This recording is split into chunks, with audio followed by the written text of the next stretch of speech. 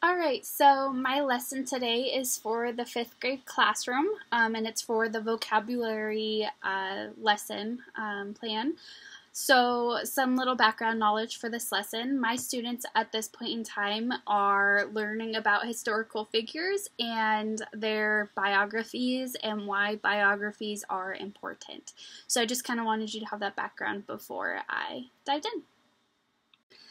Okay, hi guys. So today we're going to continue on with our lesson where we discuss biographies and historical figures and how their stories are important.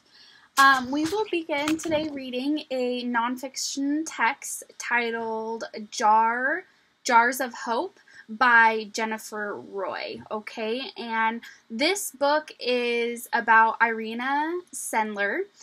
She is a woman who saved over 2,500 children during World War II and during the Nazi occupation, okay? So this was during the Holocaust. And so Irina is a historical figure that I have looked up to for many years.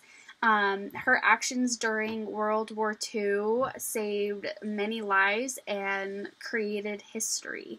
And so throughout this text, we are going to be going over certain vocabulary words, and I'm going to read the first 15 pages today. So this is going to be like a 2-day reading lesson that we are going to be doing. So today I'm just going to read the first 15 pages, and as I read, I will stop and address some vocabulary words, and then we will define them thoroughly after I finish the first 15 pages, and then we will hold a discussion. All right. Alright, we are going to begin reading our book, Jars of Hope by Jennifer Roy. And as I go along, I will show you some of the pictures that are included in this so you guys can kind of get an idea of what it would have been like for Irina. Otwock, Poland, 1917. Irina noticed things. She noticed that some people were treated differently than others. Sometimes, Irina's father took her with him on his doctor visits. The children in the neighborhood where he treated patients spoke Yiddish.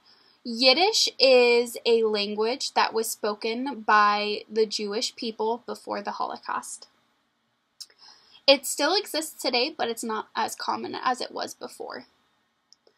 They also went to the Jewish temple. Irina heard the mean things that others said about the Jewish people. Most people in her neighborhood stayed away from the Jewish neighborhoods. Irina often played with the Jewish children. Papa, Irina asked, are some people really better than others? Irina, her beloved. Beloved means something that we hold dear to our heart, right? So this reflects something that we hold close to our heart and that we love. Her beloved father said, there are 2 kinds of people in this world, good and bad. It doesn't matter if they are rich or poor, what religion or race. What matters is if they are good or bad. Irina's father died when she was only 7 years old, but his wise words did not die with him. They lived on in Irina's heart. Warsaw, Poland, 1940. Irina wanted to be a good person. To help poor families in Warsaw, she took a job as a social worker. A social worker is a certain job where families are helped in times of need, specifically families with younger children or families of the lower class, which means someone who doesn't make a lot of money. They're within the lower class based on their the amount of money they bring home. In 1939, Germany had invaded Poland. Germany's leader, Adolf Hitler, led the Nazi Party. So the Nazi Party is the social party, political party, that Adolf Hitler led.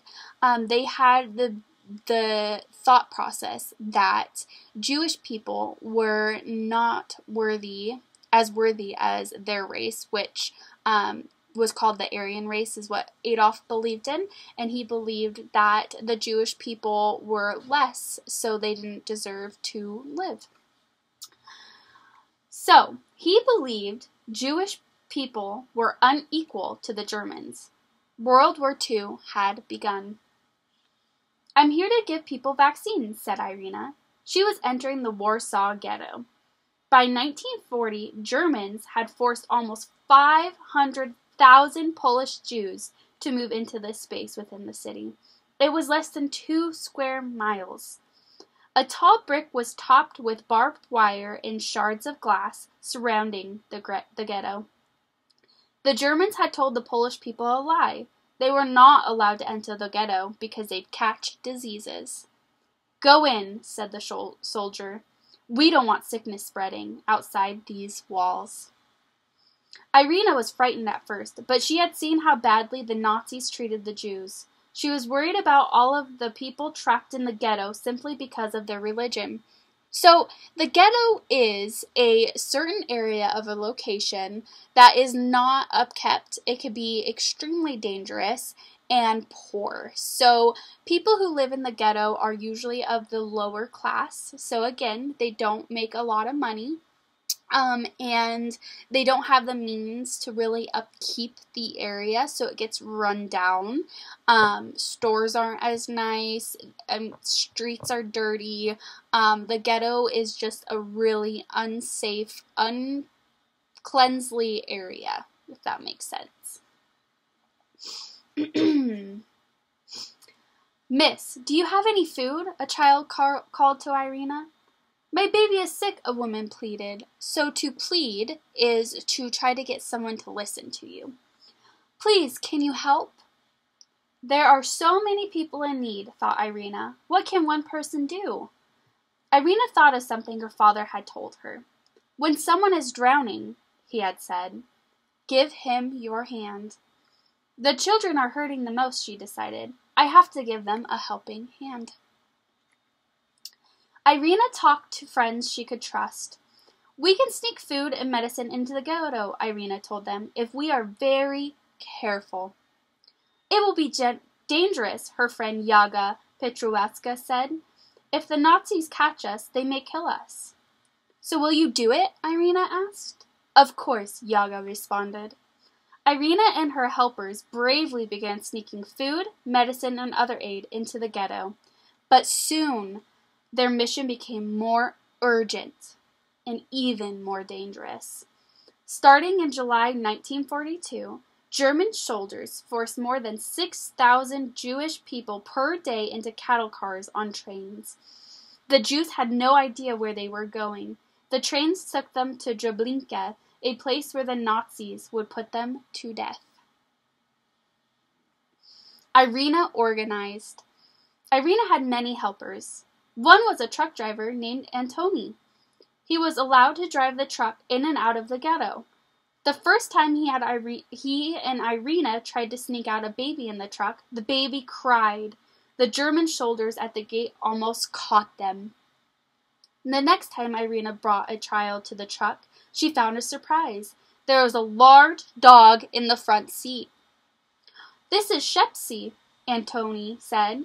She's quite talented and is well trained. We don't need to worry about the baby in the back crying, he whispered. The truck inched its way to the border gate and stopped. From the back, the baby began to wail. The guard came closer.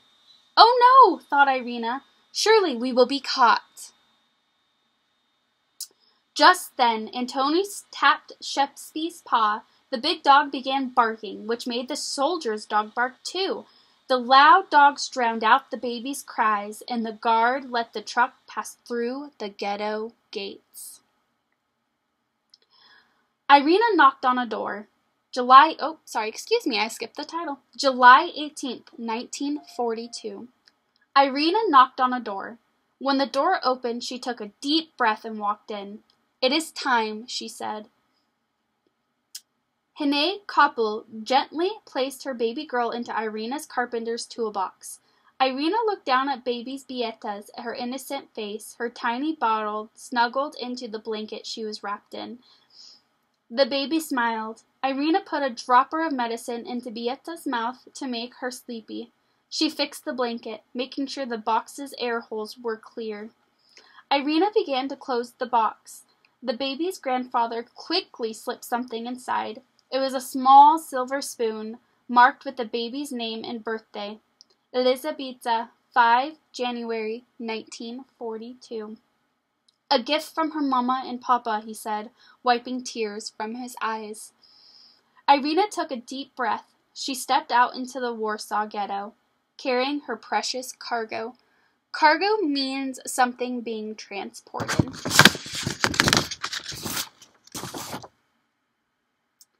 Irina knocked on more doors. Please let your children go with me, Irina begged. I will do my best to save him. What promise can you give us that our children will live? The parents asked Irina. I can only guarantee that if your child stays here, he will die, Irina answered. When the parents agreed to let their children go, Irina had to make a decision. What was the best way to rescue this child? Your child is small, Irina told the parents of the youngest ones. We will smuggle her out.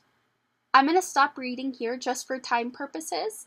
Our next vocabulary word is straddled, and I would explain that this word has multiple meanings, but in this context, it means to be across or on both sides.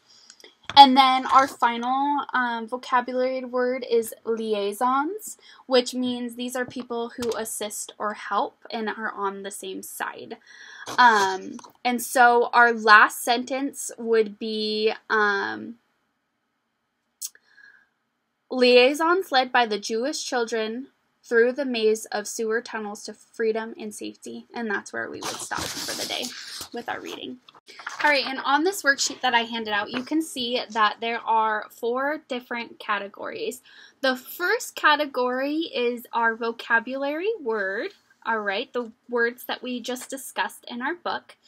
The second spot is a definition box. This is where I want you to write the definition of the word, okay?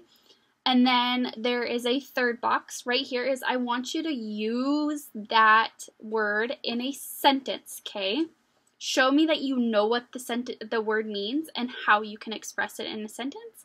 And then the fourth box right here is I want you to draw an image or a picture that represents the vocabulary word, okay? So if you can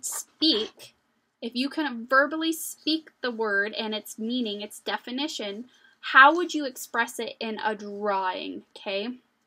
So we're going to define each vocabulary word in depth. So we're gonna do one together, and then I want you to do the rest on your own. So the first word is Yiddish, okay? So Yiddish, as I stated earlier, is a language that was spoken by the Jews before World War II, okay? Yiddish is a language that was spoken by the Jews before World War II.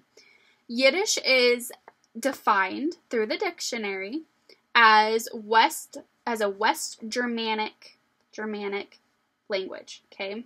So, in the definition part of our worksheet, we are going to write that it is a language, a Germanic,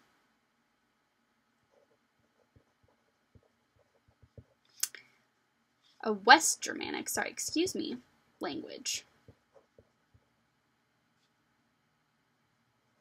Okay.